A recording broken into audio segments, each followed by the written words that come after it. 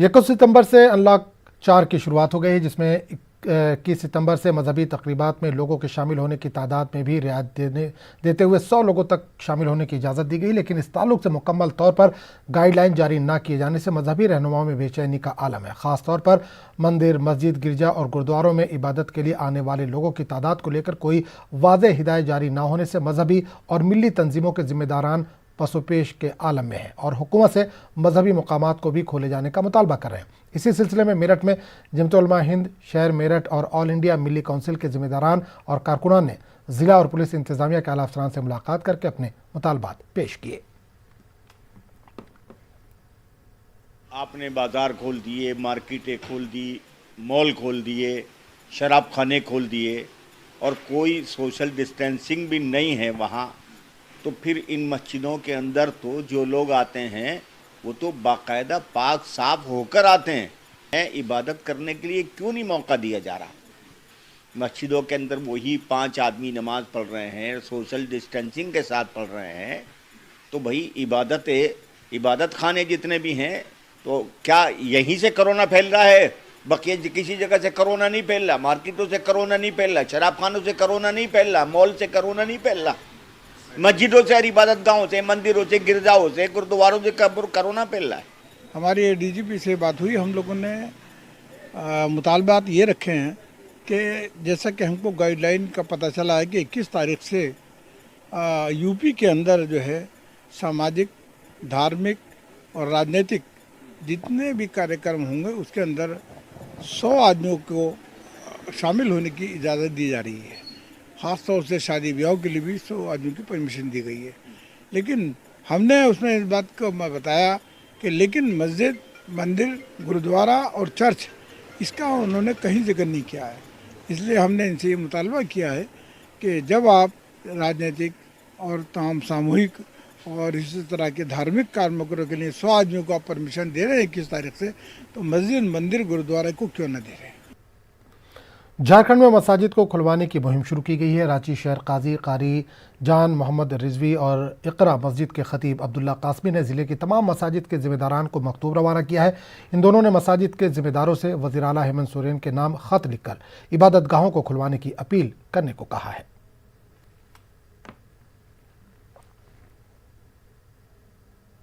झारखंड के वज़ीर आला जनाब हेमंत सोरेन जी के नाम हो कि जनाब हेमंत सोरेन जी, जब झारखंड की तमाम चीज़ें, मार्केट, मॉल और तमाम दुकानें खुल रही हैं आम दिनों की तरह, तो मस्जिदों को भी 5 वक्ता नमाज और जुमे की तरह आम दिनों के मुताबिक खोलने की इजाज़त दी जाए। ये मस्जिद और मदरसे जो बंद है, सरकार की तरफ से बंद किए गए हैं, बगैर उसके हुक्म के शरई एतबार से हम फिर दोबारा उसको चालू नहीं कर सकते हैं।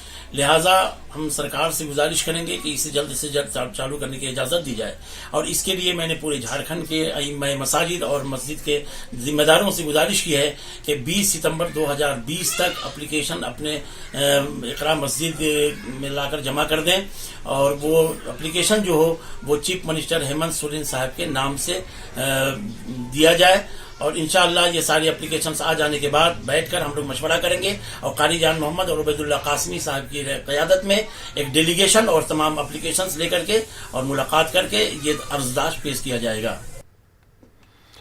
कोरोना वबा के दौरान सिर्फ आम आदमी नहीं बल्कि अच्छे खासे पेशेवर अफराद भी लॉकडाउन की मार झेलने पर मजबूर है। औरंगाबाद बार एसोसिएशन के वकीलों ने औरंगाबाद डिस्ट्रिक्ट कोर्ट में पुरअमन एहतजाज किया। इनका कहना है कि पिछले 6 महीने से अदालती कामकाज पूरी तरह से ठप पड़ चुका है, जिसकी वजह से वकीलों की रोजी रोटी का मसला दरपेश है।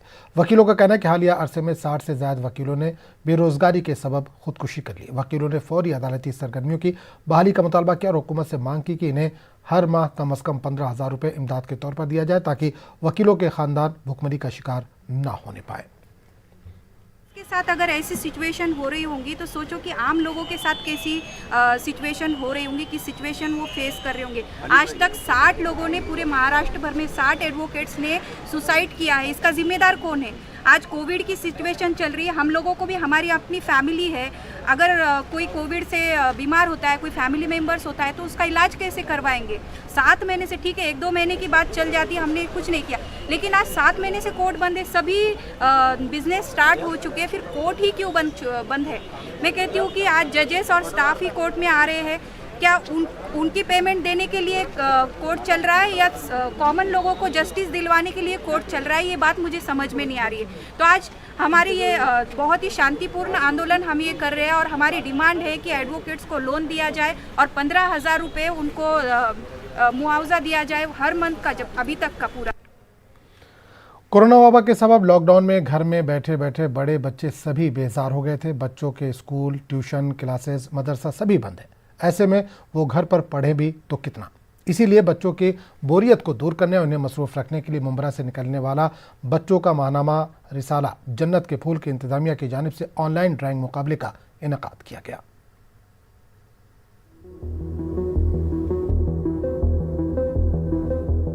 बच्चों को मसरूफ रखने और इनकी जहनी सलाहियत को उभारने की गर्ज से रिसाला जन्नत के फूल के जिम्मेदारों ने ड्राइंग मुकाबले का इनेकाद किया। इस मुकाबले में मुल्क भर से 1300 से ज्यादा बच्चों ने हिस्सा लिया। मुकाबले में लॉकडाउन और कोरोना वायरस के मुतालिक ही ड्राइंग करनी थी। जैसा कि आप सब हम जानते हैं कि कोरोना महामारी की वजह से न सिर्फ बच्चों की जहनी सेहत पर असर पड़ा बल्कि आम तबका भी इससे मुतासिर हुआ। ऐसे दौर में ज़रूरत इस बात की थी कि हम बच्चों की तालीम और उन्हें मसरूफ़ रखने के लिए कुछ इक़दाम करें।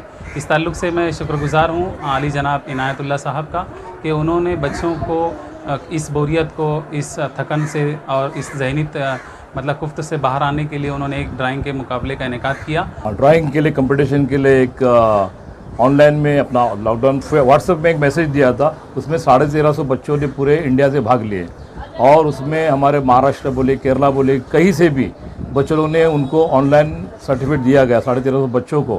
प्लस उसके बाद 30 बच्चों को चुना गया है और उसमें आज हमारे मुंब्रा में राबिया रुमानी फाउंडेशन जो ऑफिस है उसमें इनामत दी गई। हमने जन्नत के फूल की तरफ से कई इनामी मुकाबले रखे। एक बच्चों के लिए कहानी लिखने का मुकाबला किया था, उसमें भी बच्चों ने हिस्सा लिया। इसके अलावा क्विज़ नॉलेज इंग्लिश मीडियम के बच्चों के लिए और उर्दू मीडियम के बच्चों के लिए, और इसके 3 ग्रुप बनाए गए थे ड्राइंग इनामी मुकाबले का। और कोरोना वायरस और लॉकडाउन इसी टॉपिक पर बच्चों को ड्राइंग करना था।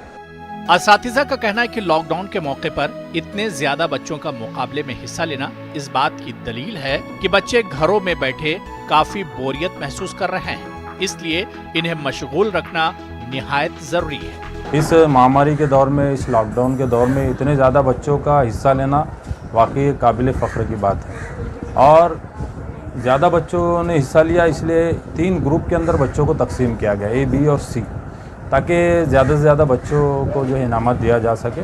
इस मुकाबले में हिस्सा लेने और इनाम जीतने वाले बच्चे इससे काफ़ी खुश हैं।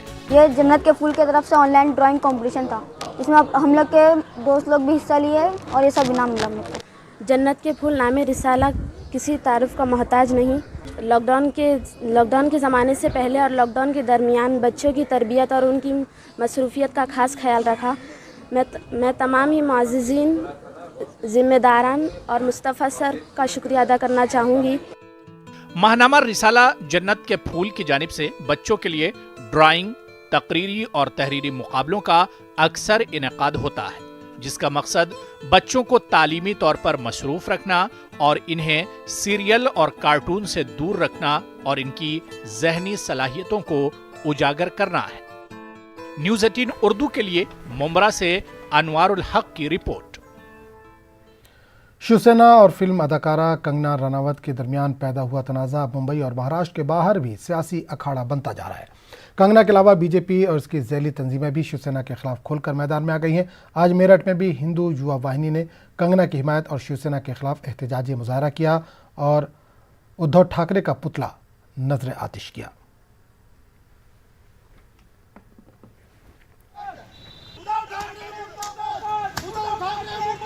ये उद्धव ठाकरे के सरकार में जो कंगना रनावत हमारे देश की बेटी है, उसके साथ जो अत्याचार हो रहा है, उसका ऑफिस तोड़ दिया गया है, उसके साथ उसे चेतावनी दे दिया मुंबई में ना घुसने की।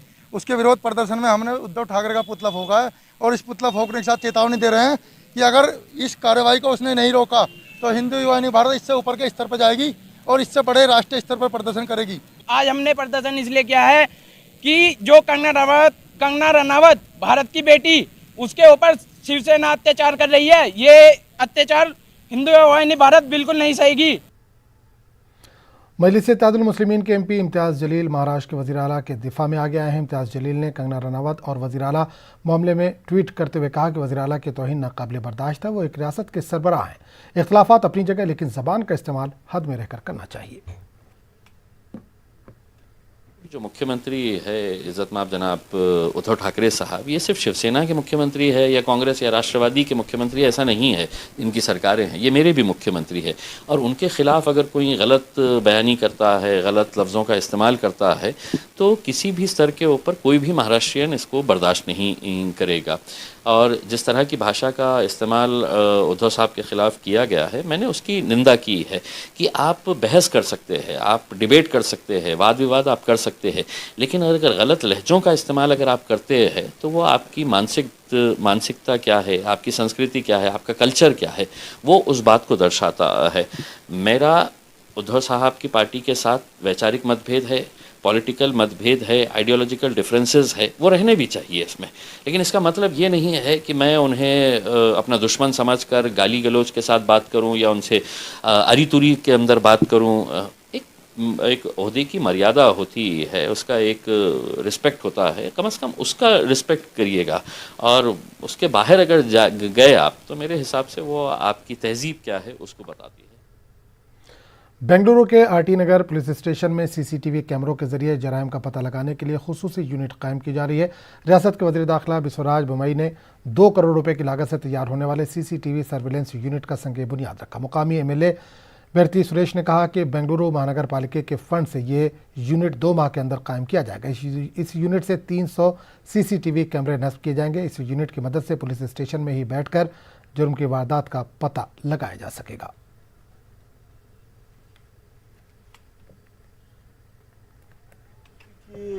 तरफ से अप्रॉक्सीमेटली 2 करोड़ का हम अभी पैसा इसको सर्वेलेंस को कैमरा के लिए दे दिया है।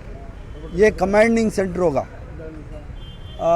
पूरा कॉन्स्टिट्यूंसी में किधर किधर गलाटा चल रहा है, उधर सभी हम कैमरा लगाएंगे।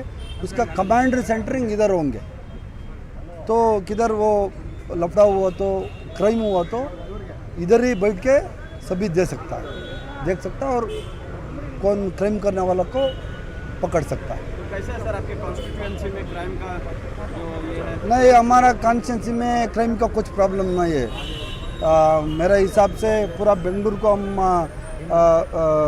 टैली किया तो हमारा कॉन्स्टिट्यूएंसी में लॉ एंड ऑर्डर बहुत अच्छा है। मरकजी वज़ीर अक़लियती उमूर मुख्तार अब्बास नकवी ने लेह लद्दाख का दौरा किया। मुख्तार अब्बास नकवी ने कहा कि कई मानों में पिछड़े इस इलाक़ों की तरक्की जल्द ही रफ्तार मिलेगी। मरकजी वज़ीर ने इमामिया मॉडल स्कूल और साबुथांग में नए अस्पताल ब्लॉक की बुनियाद रखी। इन्होंने कहा कि मरकजी हुकूमत के ज़रिए 370 हटाए जाने के बाद 890 मरकज़ के कानून लागू हुए और 164 रियासती कवानीन को हटाया गया।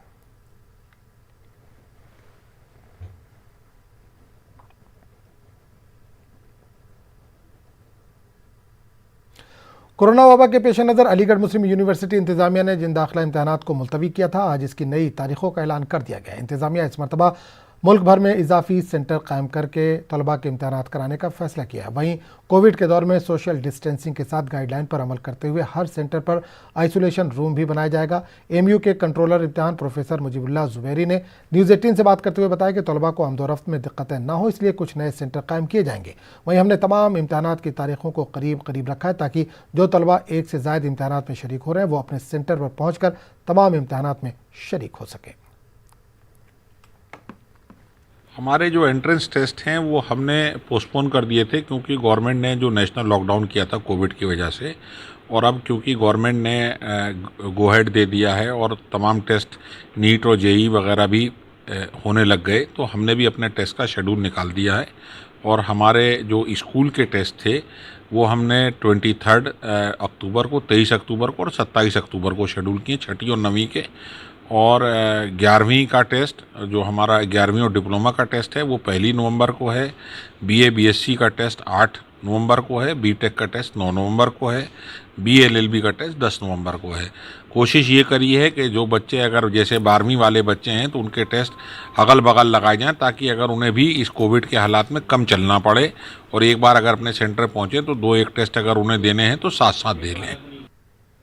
शहरी तरमीम कानून के खिलाफ 15 दिसंबर 2019 को अलीगढ़ मुस्लिम यूनिवर्सिटी में हुए हंगामी हालात के बाद तलबा पर दायर मुकदमात के सिलसिले में आज तलबा की जानिब हसन की क़यादत में खामोश एहतजाज करते हुए एक अर्दाश्त ज़िला इंतज़ामिया को पेश की गई। वहीं एक अर्दाश्त वाइस चांसलर MU के भी नाम पेश की गई। अर्दाश्त में कहा गया है कि पुलिस ने बेगुनाह तलबा पर मुकदमा कायम किया और कई की गिरफ्तारियाँ भी हुई। हमारा मुतालबा है कि पुलिस अफसरान इन मुकदमात पर असर नौ गौर करें और तलबा के मुस्तकबिल के साथ खिलवाड़ न होने दें। जानिब हसन ने कहा कि तलबा का कोई भी मुल्जिमाना रिकॉर्ड नहीं है, सिर्फ मोटरसाइकिल की बुनियाद पर इनके नाम मुकदमात में लिखे गए। वहीं आज तक इन पुलिस वालों पर कोई कार्रवाई नहीं हुई जिन्होंने तलबा पर बर्बरियत की थी।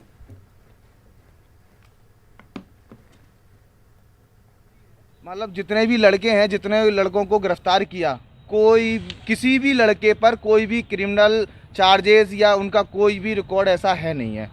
मेरी ADG साहब से ये दरख्वास्त है, मेरी गुजारिश है, एक छात्र नेता होने की वजह से एक बार लड़कों को सिर्फ एक बार जो है जो मौका देना चाहिए।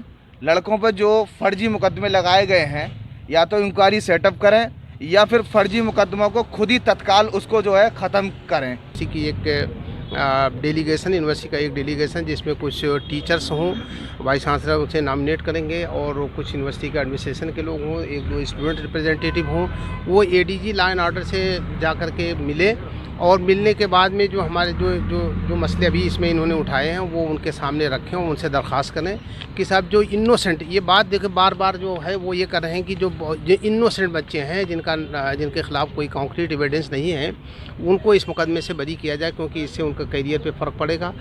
देखिए, अभी MU के स्टूडेंट्स ने ये जो ADJ आगरा जोन के लिए एक ज्ञापन दिया है जिसमें उन्होंने ये अनुरोध किया है कि 15 दिसंबर 2019 की जो घटना हुई थी उसमें जो इनोसेंट लोग हैं, जो लड़के बेगुनाह हैं या जिनको बाइक के आधार पर किसी को चार्जशीटेड किया जा रहा है वो ना किया जाए, जो इनोसेंट व्यक्ति हैं उनको इस मुकदमे में न फंसाया जाए। तो मैंने ज्ञापन प्राप्त कर लिया जिला प्रशासन की ओर से और हम इनको ADG जोन आगरा को हम इसको भिजवा देंगे कार्रवाई करने के लिए। नई तालीमी पॉलिसी में उर्दू को शामिल करने के मुतालबे को लेकर भोपाल में मुजाहरों का सिलसिला जारी है। मुहिबान उर्दू के बैनर तले ख्वातीन आज सड़कों पर उतरी। ख्वातीन उर्दू को नई पॉलिसी में शामिल करने का मुतालबा कर रही हैं। इसके साथ मध्य प्रदेश के स्कूलों में उर्दू असातिज़ा की तकर्री का मुतालबा भी किया गया। मुहिबान भारत का एक वफ्द उर्दू असातिज़ा के मसाइल को लेकर CM से मुलाकात भी करेगा।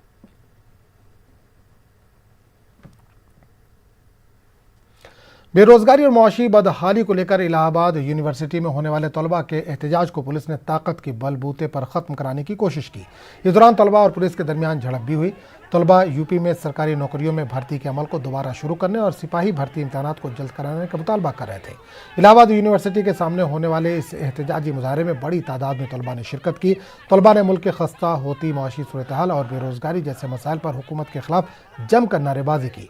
एहतजाजी तलबा का कहना था कि योगी हुकूमत को इक़्तिदार में आए 3 बरस से ज़्यादा का अरसा हो गया है, लेकिन रियासत में मुलाजमत और मुकाबला जाती इम्तहानात के नाम पर तलबा को सिर्फ बेवकूफ़ बनाने की कोशिश की जा रही है।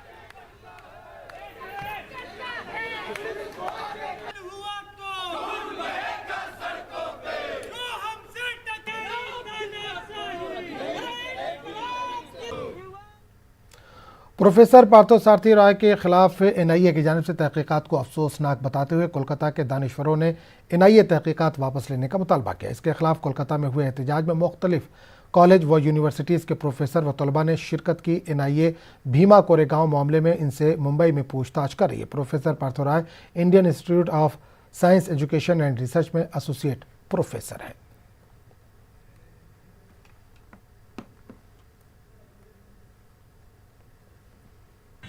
पार्थसारथी राय जो ह्यूमन राइट एक्टिविस्ट हैं और साइंटिस्ट हैं, कोरोना के ख़िलाफ़ जंग में वो साथ हैं, उनको जो मरकज़ी हुकूमत और उसकी एजेंसी नेशनल इन्वेस्टिगेशन एजेंसी जिस तरह हरासा परेशान कर रही है, इसके ख़िलाफ़ हम लोग आज यहाँ एहतजाज कर रहे हैं। भीमा कोरेगांव के तहकीकात के सिलसिले में उन्हें मुंबई तलब किया गया है। और इस तरह सिर्फ वो नहीं बल्कि इससे जुड़े बीमा कोरेगांव के सिलसिले में बहुत सारे मासूम लोगों को, बहुत सारे बेकसूर लोगों को आज 2 साल से हिरासत में रखा गया है। ये चाहते हैं कि हुकूमत जितने लोगों को हिरासत में लिया है सबों को वो रिहा करे बिला मशरूत। परमवीर अब्दुल हमीद की 55वीं यौम शहादत के मौके पर रांची में तकरीब का एहतमाम किया गया। इस मौके पर गरीबों के दरमियान राशन तकसीम किया गया। साथ ही शहीद अब्दुल हमीद के इसाल सवाब के लिए कुरान खानी का भी एहतमाम किया गया। परमवीर अब्दुल हमीद स्मारक समिति नामी तंजीम के ज़ेर एहतमाम रांची के कांटा टोली चौक पर मुनक़िदा तकरीब में शहीद अब्दुल हमीद की तस्वीर पर गुलपोशी करके खराज अक़ीदत पेश किया गया। अब्दुल हमीद की जो सैन्य यूनिट थी 4 ग्रेनेडियर्स यहाँ दीपा टोली में 2006-07 में यहाँ आए थे।